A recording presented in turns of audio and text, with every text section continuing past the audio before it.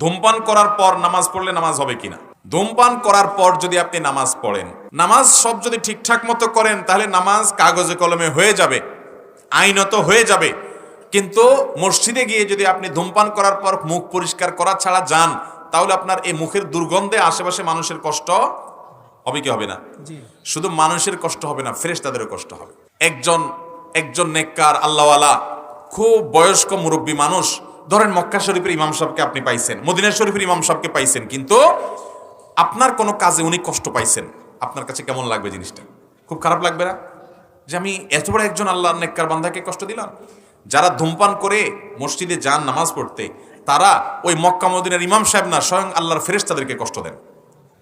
কারণ নবী করিম সাল্লাল্লাহু আলাইহি ওয়াসাল্লাম বলেছেন, তাতাআযাল মালাইকাতু বিমা ইয়াতাআযযা বিহি বনু আদম। মানুষ যেসব বিষয়ের কারণে কষ্ট পায়, ফেরেশতারাও সেগুলোর কারণে কষ্ট